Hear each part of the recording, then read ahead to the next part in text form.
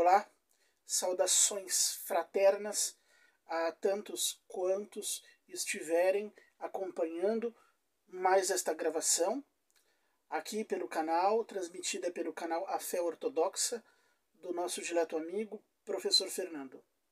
Sejam todos e todas muito bem recebidos, muito bem-vindos e muito bem acolhidos. Antes de entrar no tema propriamente dito, eu gostaria de fazer alguns comunicados sobre diversos vídeos que nos foram solicitados por amigos. Tá? Estamos preparando uma nova edição do vídeo a respeito do calvinismo. No primeiro haviam defeitos de áudio, o áudio estava muito fraco, então estamos preparando um novo vídeo para que vocês possam ouvir confortavelmente. Estamos preparando também o número 3 da série sobre a palavra proskinel na Septuaginta e no Novo Testamento. Também já estamos preparando o vídeo sobre o capítulo 9 da Epístola de São Paulo aos Romanos. E, por fim, também já estamos trabalhando no vídeo que nos foi pedido sobre o cânon bíblico. Então, todos esses pedidos estão sendo elaborados por nós com todo o carinho. Então, fiquem aí no aguardo. O tema de hoje na verdade, nós dividiremos este tema em 3 séries. Tá? Nos foi solicitado que abordássemos o tema do pré-calcedonianismo. Tá? E vamos abordar o pré-calcedonianismo em 3 gravações. A primeira gravação será dedicada ao problema ariano e também de passagem ao problema macedoniano. E nós enfocaremos as personagens de Santo Atanásio e São Basílio. Em seguida, nós faremos uma segunda gravação, onde abordaremos o assim chamado nestorianismo. E, obviamente, este vídeo terá por personagens principais Diodoro de Tarso, Teodoro de Mopsuestia, São João Crisóstomo, Nestório e Cirilo. E terminaremos a série com uma terceira gravação dedicada ao monofisitismo. E, enfim, esta gravação terá como personagens principais Eutiques, Dioscuros e alguns outros personagens. Bem, sem delongas, iniciemos aí a nossa exposição sobre o arianismo, de modo que possamos compreender perfeitamente aquilo que se passou no século IV, que não haja nenhuma distorção. Começo dizendo que o arianismo tem por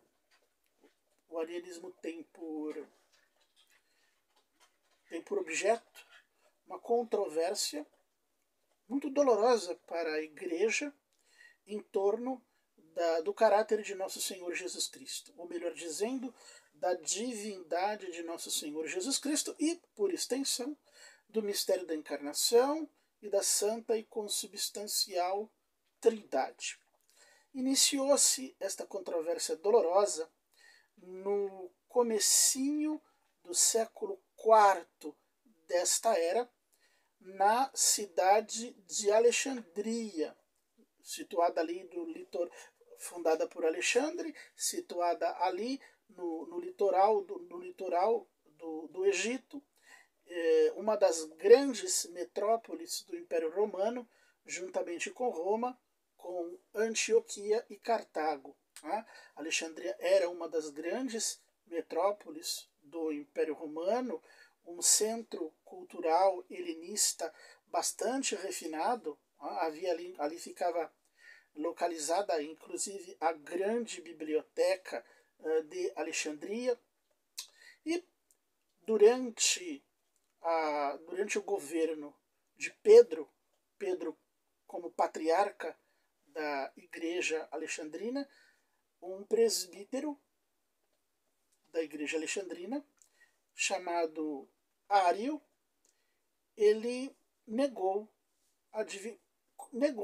começou a negar o caráter divino de Nosso Senhor Jesus Cristo. Ele pôs em dúvida a natureza divina de Nosso Senhor Jesus Cristo, alegando que o Filho era de uma natureza diferente do Pai, que Pai e Filho não tinham a mesma natureza.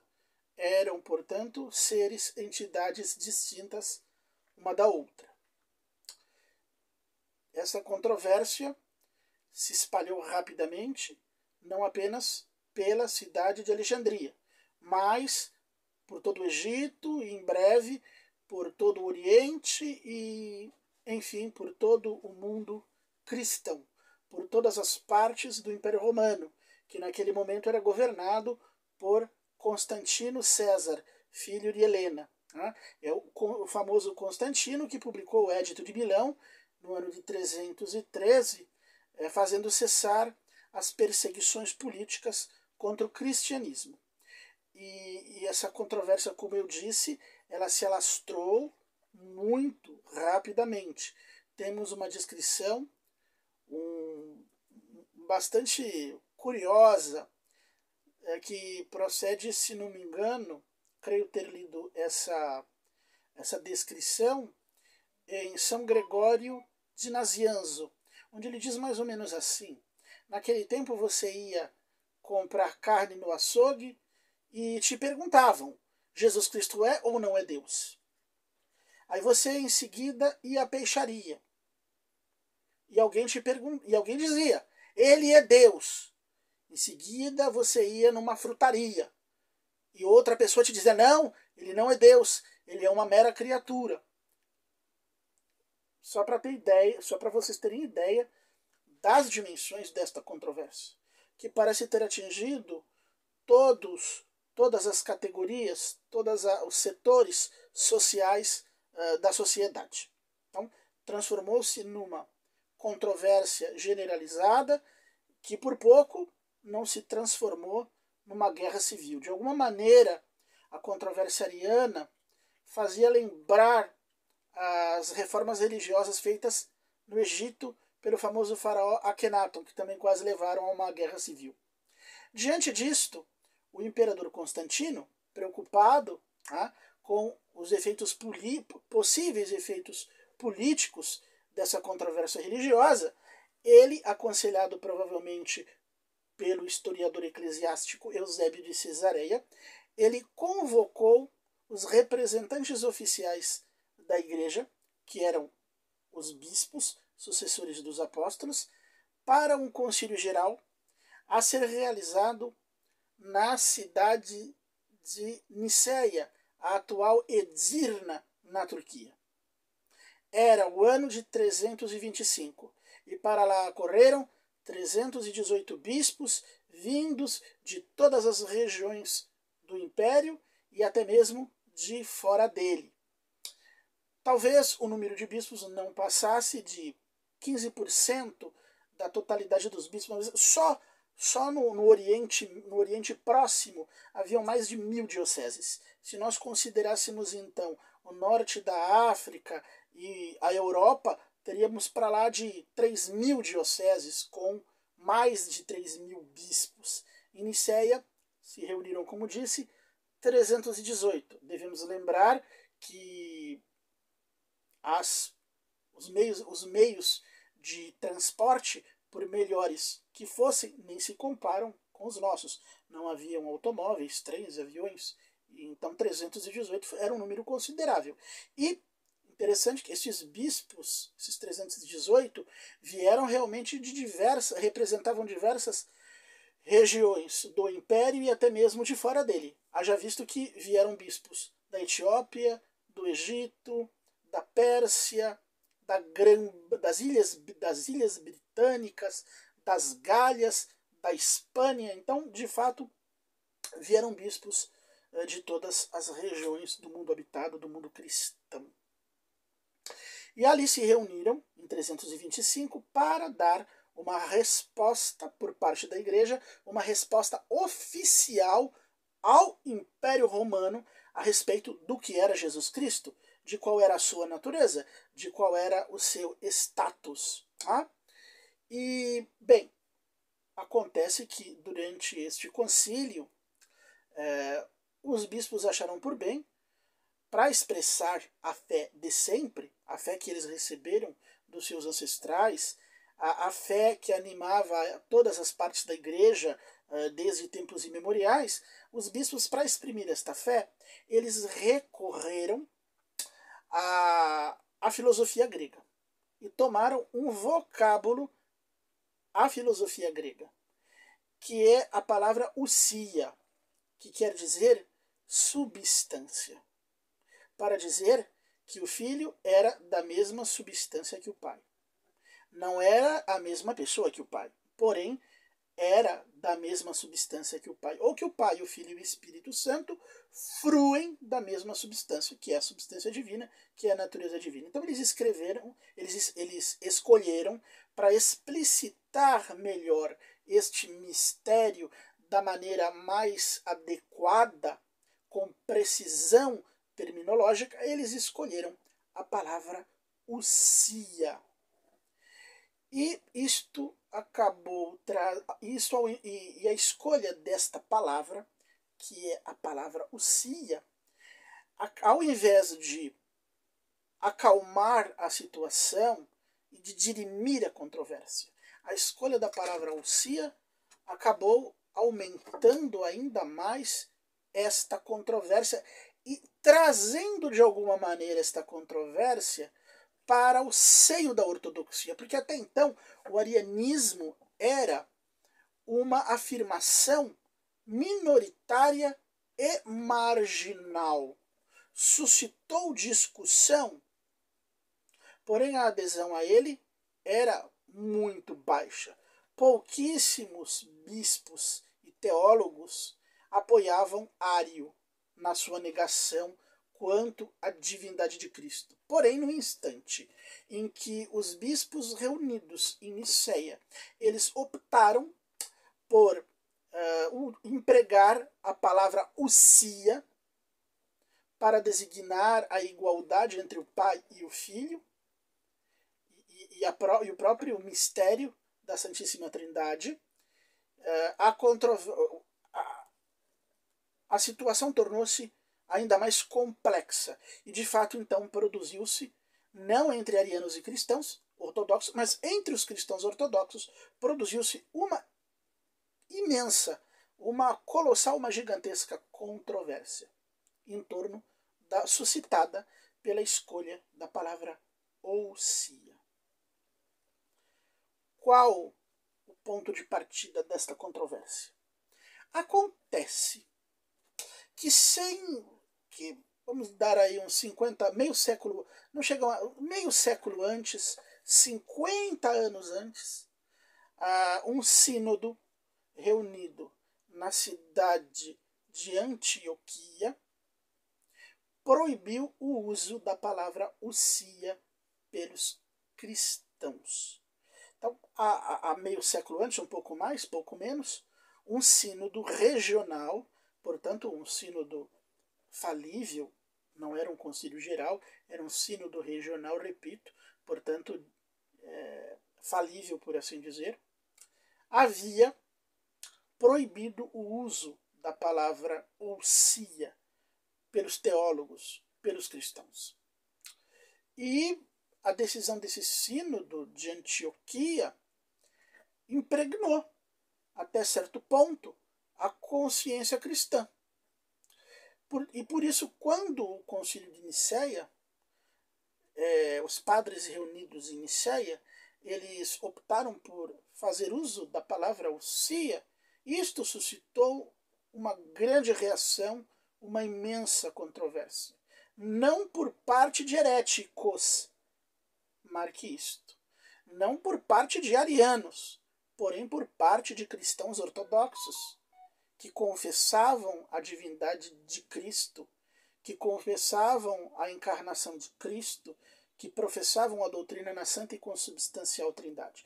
Por isso digo que no momento em que os padres de Nicéia eles escolheram a palavra ousia para exprimir de maneira mais adequada e exata a divindade de Cristo, eles trouxeram uma controvérsia, até certo ponto derivada do arianismo, para o interior da ortodoxia, para dentro da ortodoxia.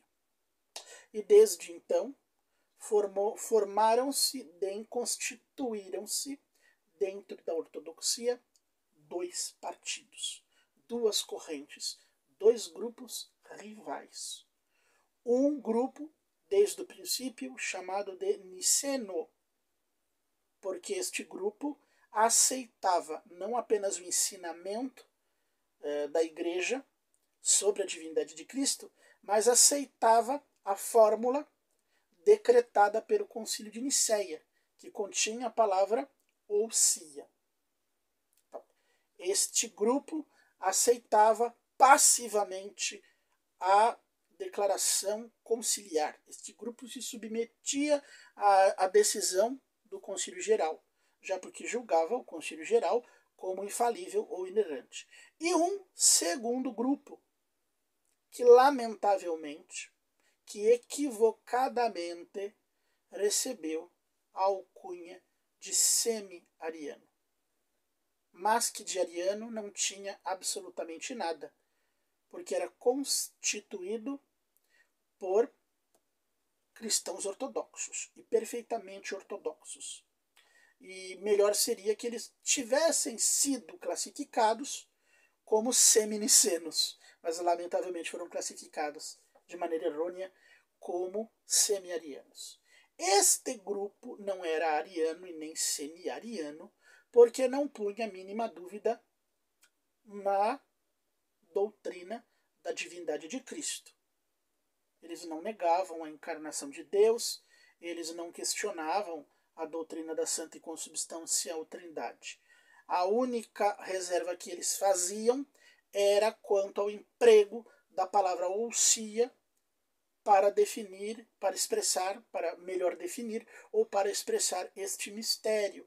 Então você veja quem está assistindo a palestra, que a controvérsia já em Nicéia, durante o primeiro concílio,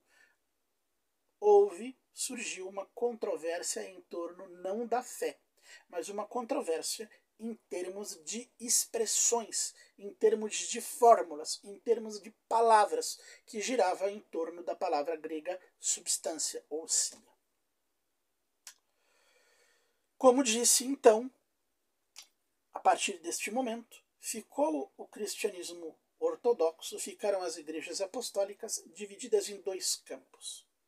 O campo niceno, que aceitava o emprego da palavra ousia, e o outro campo tradicionalista, apegado a um posicionamento anterior, apegado a um posicionamento mais antigo, assumido por um dos sínodos de Antioquia, e que rejeitava não a fé ortodoxa na divindade de Cristo, mas o emprego da palavra substância, o emprego da palavra ousia. E, repito, este grupo, lamentavelmente, foi chamado de semi-ariano, e para muitas pessoas simples, ou até para pessoas mais sofisticadas, porém, digamos assim, fanáticas, este grupo recebeu o nome de semi-ariano, e eram considerados como desobedientes, rebeldes, temerários, e assim por diante. Foi por isso que Jerônimo de Stridon cunhou uma frase muito citada até hoje, mas porém que no entanto não reflete a realidade, dizendo que logo após a promulgação da fórmula conciliar, o Ousios, e logo após a promulgação do concílio, logo após, o mundo, quase que o mundo inteiro, se tornou ariano. É o que diz Jerônimo, mas, como falei há pouco, isso não reflete a realidade, porque na verdade não é que o mundo se tornou ariano, é que boa parte dos cristãos rejeitaram rejeitaram a definição, a terminologia, a fórmula aprovada pelo Concílio de Nicéia, justamente por utilizar-se da palavra ousia ou substância. Então, boa parte do mundo cristão ingressou ao partido semi-ariano. Boa parte do mundo cristão prestou apoio a essa corrente semi-ariana. Então, mas para Jerônimo, ele encarava com bastante reservas este grupo, tá? E então Jerônimo acaba dizendo que o mundo havia se tornado quase, o mundo cristão quase que por completo ariano, tá? No entanto, não é que o mundo tinha aderido, o mundo cristão tinha aderido ao arianismo, algo próximo do unitarismo ou do islamismo. O que o mundo cristão havia apoiado com ênfase, por fazer parte de uma tradição mais antiga, era esta corrente semi-ariana. Ah? Bem, a partir daí, vamos tecer isso até aí, umas noções gerais. Agora nós vamos tecer fazer algumas observações talvez um pouco mais específicas, um pouco mais profundas. Tá? Quando foi convocado o concílio, e para lá foi Pedro de Alexandria, o patriarca, ele levou consigo um diácono alexandrino, bastante jovem, que era chamado, o nome era Atanásios. Então ele levou o diácono Atanásio para o concílio de Nicéia. E como eu disse, havia um grupo ariano, embora este grupo fosse quase inexpressivo, Ario era apoiado por um número muito pequeno de bispos. Né? Mesmo assim, Atanásio, que era um jovem, como falei, ter seus 18 anos, 20 anos, Atanásio exerceu uma oposição marcada a Ario e aos seus apoiantes. Então, desde aquele instante, no ano de 325, Atanásio marcou oposição ao arianismo, ao discurso ariano. E isso viria a marcar também a sua vida durante mais de meio século, subsequente. Durante praticamente 50 anos, Santo Atanásio dedicou a vida a combater o arianismo, tá? Porque não foi apenas o semi-arianismo que se expandiu, também o arianismo se expandiu, não tanto quanto não chegou a ter as dimensões desta corrente semi-ariana, mas o arianismo também foi fazendo proselitismo e conquistando adeptos. E inclusive após a morte de Ario,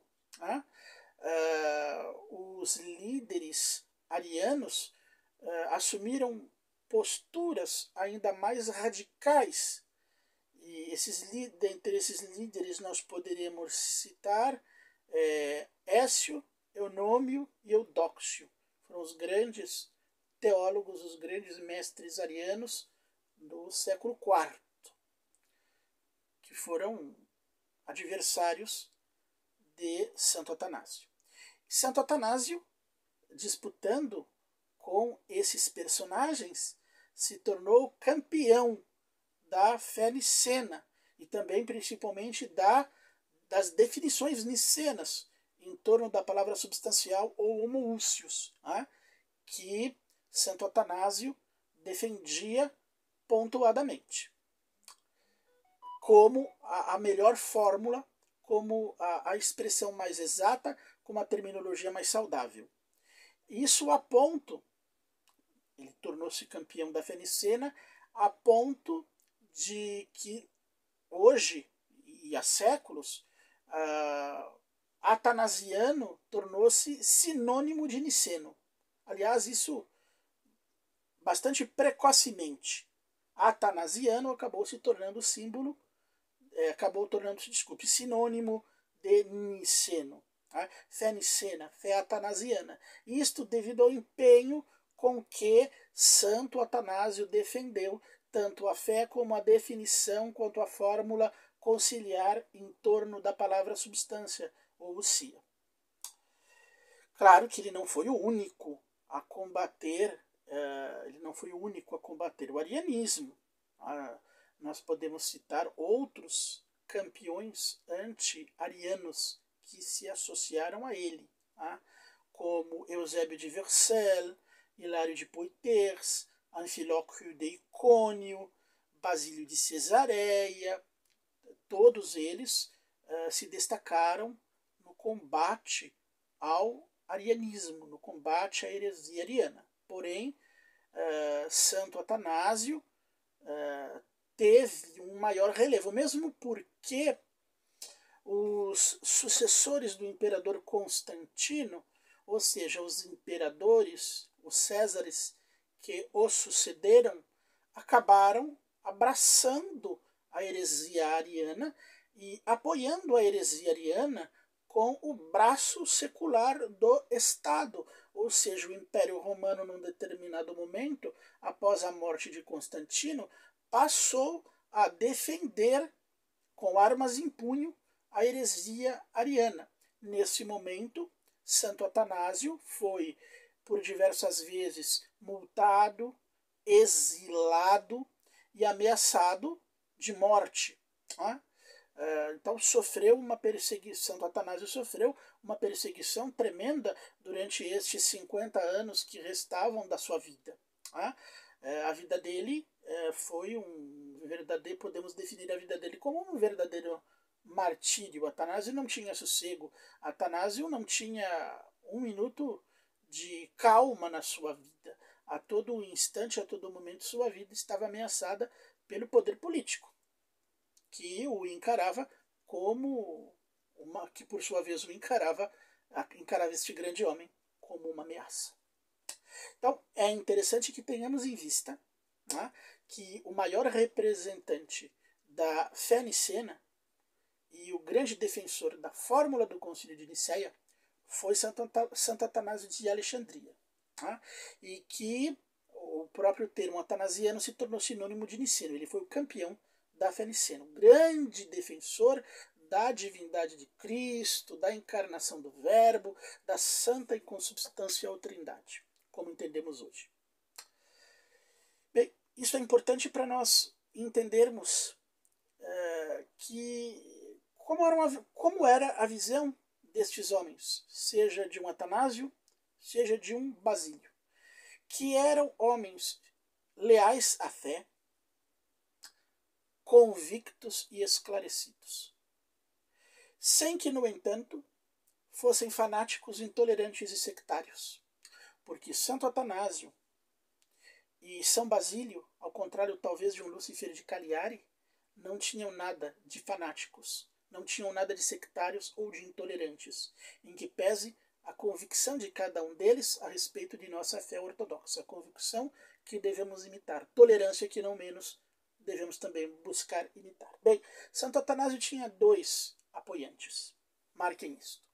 O primeiro deles, Marcelo de Ancira, e o segundo, Apolinário de Laodiceia. E, num determinado momento, esses colaboradores de Santo Atanásio não se tornaram apenas colaboradores ou apoiantes, se transformaram em amigos, em pessoas queridas e em pessoas respeitadas por Santo Atanásio.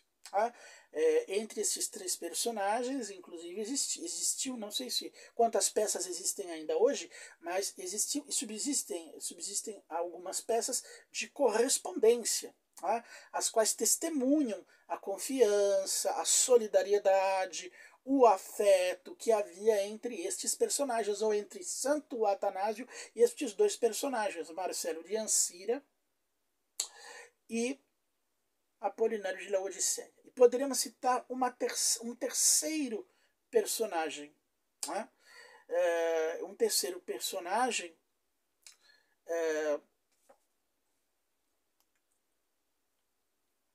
Estou tentando puxar a memória do terceiro personagem.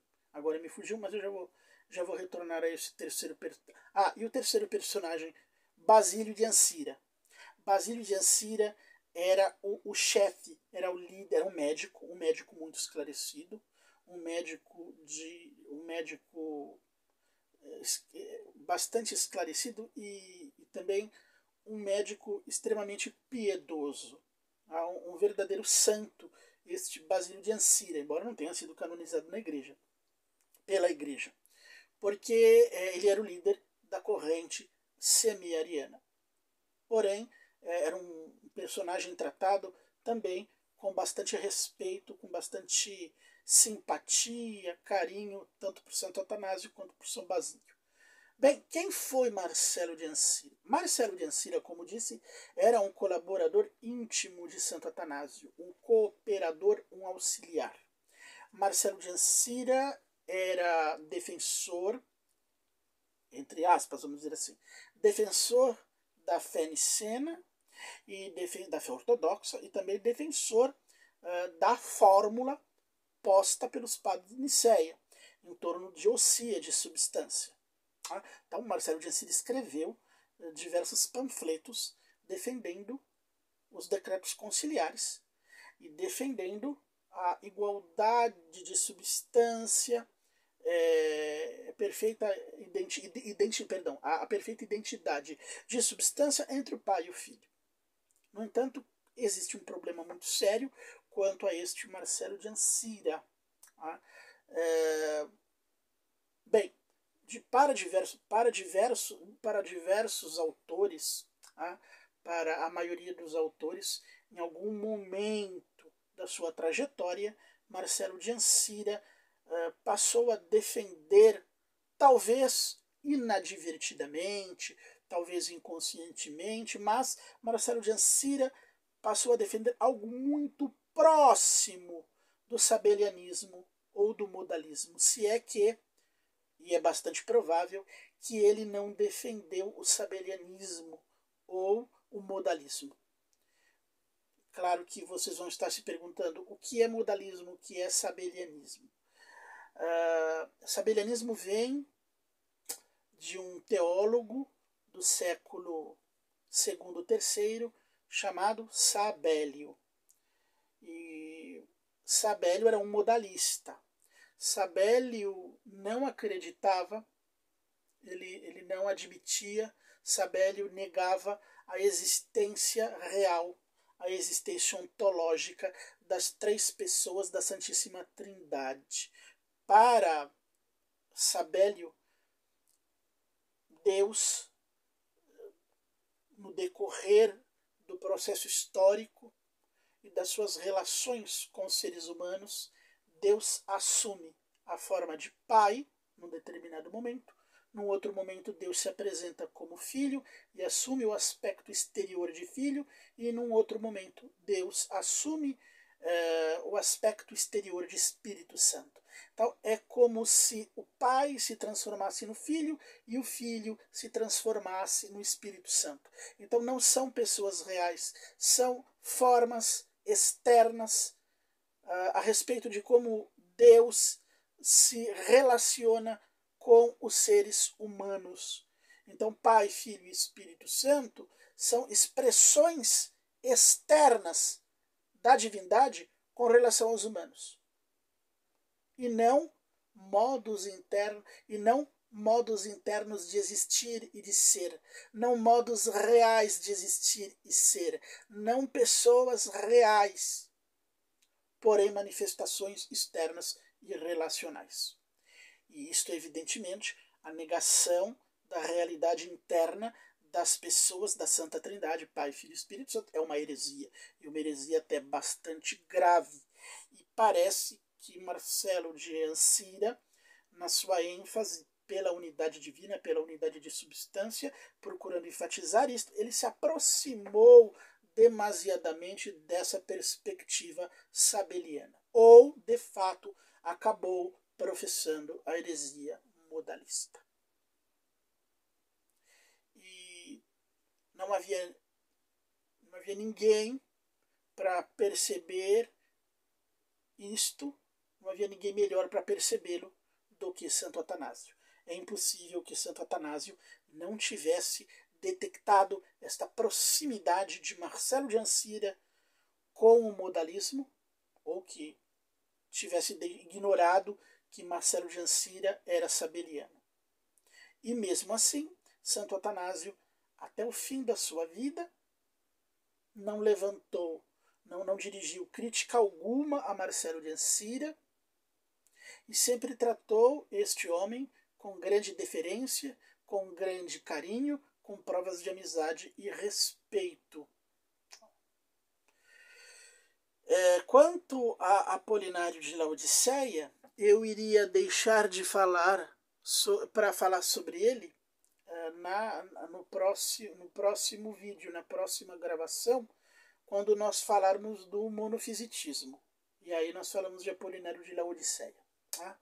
Mas eu já adianto que Apolinário de Laodiceia, ele também,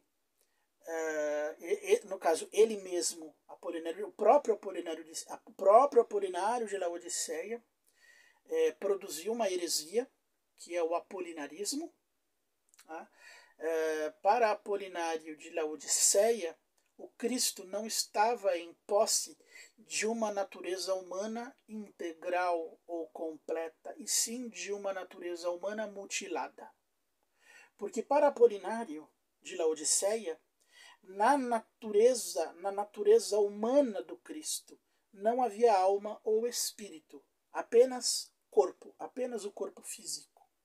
Para Apolinário de Laodiceia, o Cristo era um corpo humano, um corpo físico animado pela própria natureza divina, animado pela própria divindade. Então, a cristologia, nas suas controvérsias com os arianos, Apolinário produziu uma cristologia que poderíamos assim definir: a natureza divina de Cristo, a divindade de Cristo, anima um corpo, substitui a alma, substitui o espírito humano, de modo que Jesus Cristo jamais foi um homem completo, jamais teve uma natureza humana integral, porque lhe faltava, repito, o espírito ou a alma. No caso, esse espírito, essa alma humana, no Cristo era substituída pela própria natureza divina. Essa foi a heresia produzida, inventada, concebida, criada por Apolinário de Laodiceia e condenada como herética no Segundo Concílio Ecumênico. O apolinarismo, não Apolinário. Apolinário morreu na paz da igreja, Apolinário morreu com fama de mestre ortodoxo. Apenas após sua morte, 5 anos, alguns anos após a sua morte, o Segundo Concílio Geral, o Concílio de Constantinopla, condenou tanto o macedonismo quanto o apolinarismo como heréticos. No entanto, bem antes disso, décadas antes, já se sabia que Apolinário havia emitido essa opinião. E este Apolinário, da mesma maneira que Marcelo de Ancira, este Apolinário era companheiro de Santo Atanásio, era colaborador, era apoiante e também um personagem muito querido, muito respeitado por Santo Atanásio. Tá?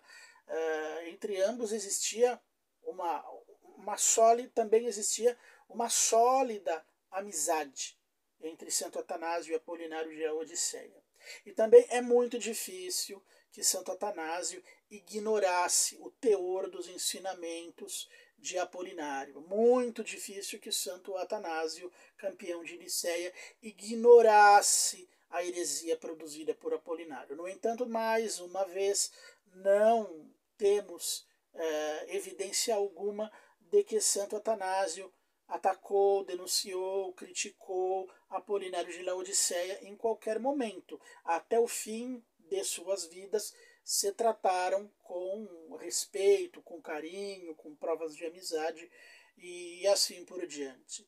E por fim, temos a mesma realidade para com Basílio de Ancira, que era o líder desta corrente, era o líder do partido semi-ariano, que de ariano, como falei, não tinha nada. eram perfeitamente ortodoxos. E este Basílio de Ancira também era um homem bastante respeitado, bastante querido, não só por Santo Atanásio, mas pelo próprio São Basílio, com os quais ele entretinha um bom relacionamento, uma boa convivência pautada pelo respeito, sem conflitos mais sérios, sem atritos mais graves. Então, o que nós percebemos no entorno dessa controvérsia ariana, que sob determinado aspecto não foi uma controvérsia que dizia respeito à fé, como a controvérsia que existiu entre os nicenos, entre os ortodoxos, entre os nicenos e os verdadeiros arianos. Neste caso, sim, houve uma controvérsia em torno aos fundamentos da fé. Mas, de modo geral, não foi apenas isto. Tá?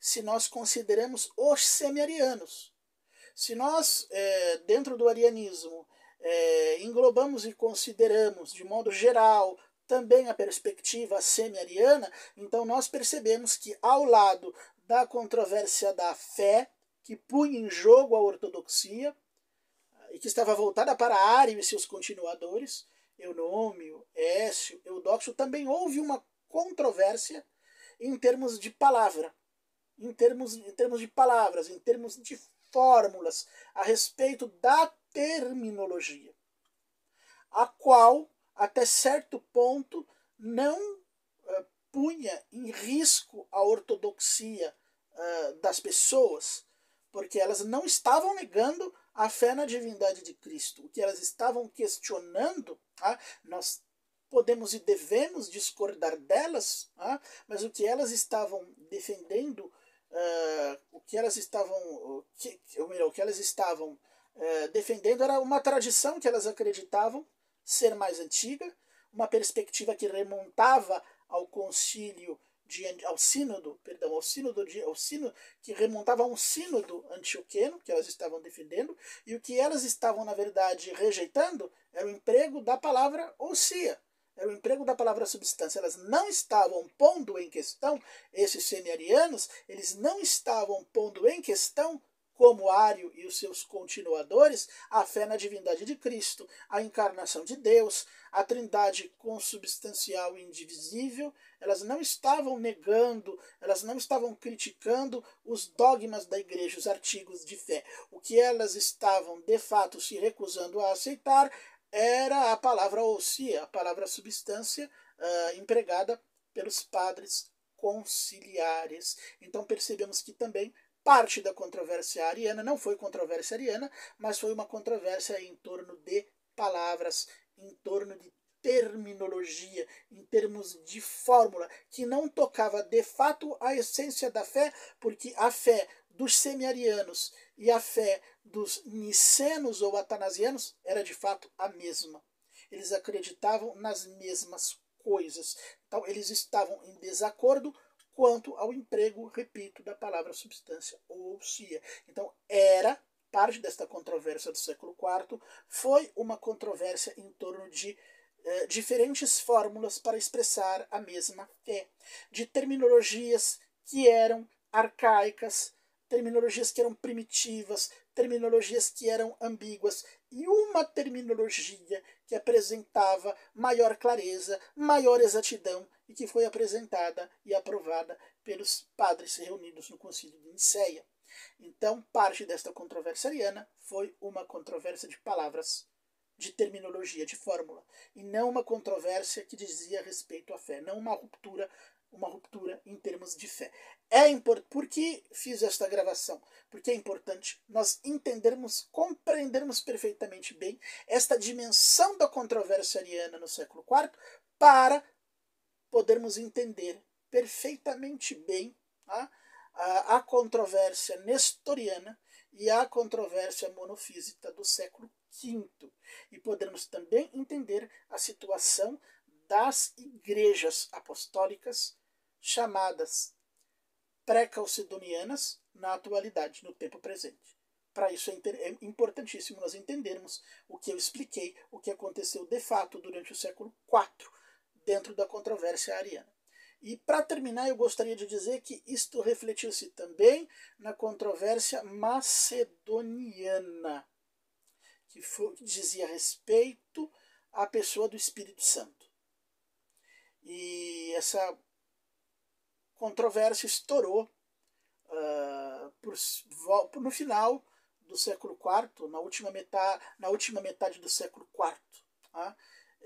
Porque o patriarca macedônio de Constantinopla ele negava a divindade da pessoa do Espírito Santo. E depois que ele morreu, apareceram macedonianos mais radicais ainda, que, a exemplo aí antecipando as testemunhas de Jeová, negavam inclusive que o Espírito Santo fosse uma pessoa, questionavam até o caráter pessoal do Espírito Santo.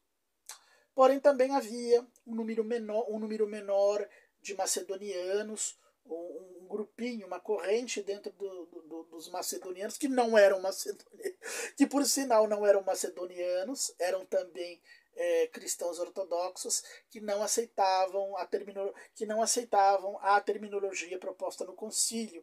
Então eles mais uma vez questionavam a fórmula, questionavam as palavras, e não a divindade do Espírito Santo, e não a doutrina da Santa e Consubstancial Trindade. Então havia esse grupinho de semi-macedonianos. Tá?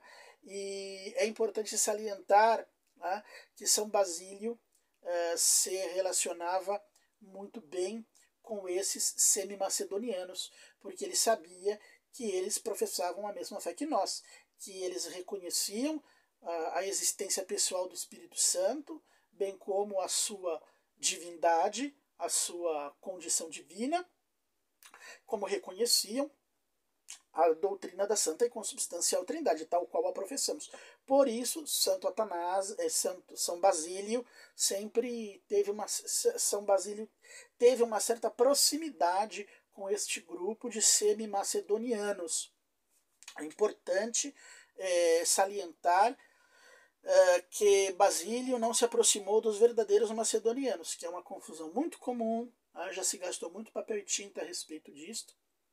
Basílio nunca se aproximou daqueles que de fato negavam a existência pessoal e a divindade do Espírito Santo, mas daqueles que contestavam o uso de determinadas palavras tomadas da filosofia grega, de determinadas fórmulas com que se procurava exprimir a personalidade, a divindade do Espírito Santo e a unidade da Santíssima Trindade.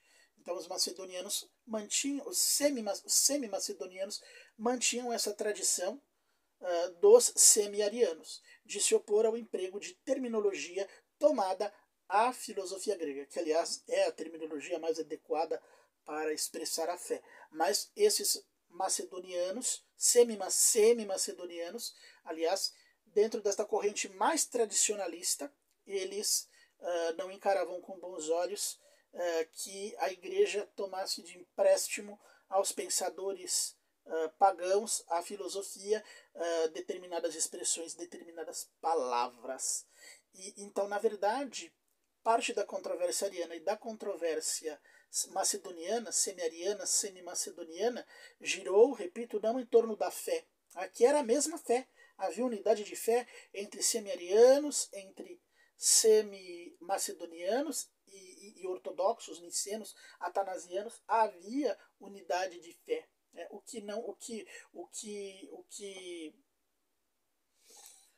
que raiava ali, o que os dividia ali, eram as fórmulas, a maneira de exprimir a fé, com menor ou com maior exatidão. E estes grupos eram contrários ao uso de palavras tomadas, como falei, à filosofia grega. E, como disse, São Basílio se relacionava muito bem com esses semi-macedonianos, buscando aproximá-los, buscando quanto possível aproximar esses semi-arianos da fé nicena, do padrão atanasiano, buscando atraí-los, conquistá-los, com respeito e com docilidade. Lembrando que, agora eu já estou para terminar, inclusive que esse mesmo São Basílio, ele é responsável por algumas biografias de mártires que são chamados hoje mártires arianos, porque de fato esses mártires, alguns eram semi-arianos e outros eram verdadeiros arianos. Então, nesse grupo de mártires arianos, há alguns mártires que eram semi-arianos, pertencentes a esta corrente de Basílio de Ancira, mas alguns desses mártires que são classificados como santos por São Basílio e tiveram suas vidas escritas por ele, eram verdadeiramente arianos. Tá? Isto levanta até outra questão, que é a questão da igreja, da santidade do cristianismo, questões relativas à graça, e não vou entrar neste terreno agora, que não é a proposta.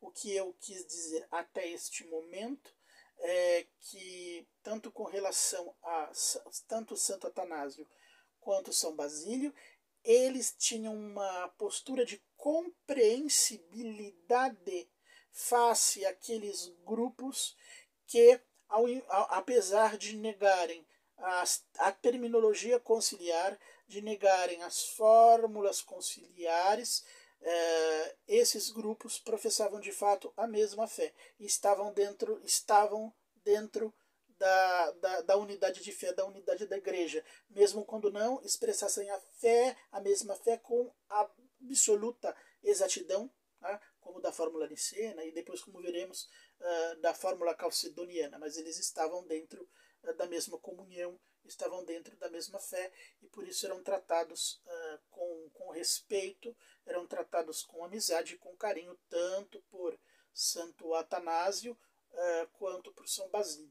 E também vemos que mesmo aqueles homens do passado que haviam colaborado com eles e que em algum momento haviam se desviado da fé e professado alguma opinião temerária ou mesmo uma heresia, continuaram sendo tributários do respeito, da confiança e do carinho, talvez porque esses grandes padres da igreja soubessem que aqueles homens tinham boa intenção, de saber que aqueles homens, na verdade, queriam promover a fé, na verdade, mesmo ao cunhar uma heresia ou assumir uma heresia, eles faziam isso às vezes inconscientemente, sem intenção, ou inclusive com a intenção de promover a fé verdadeira, de promover a ortodoxia.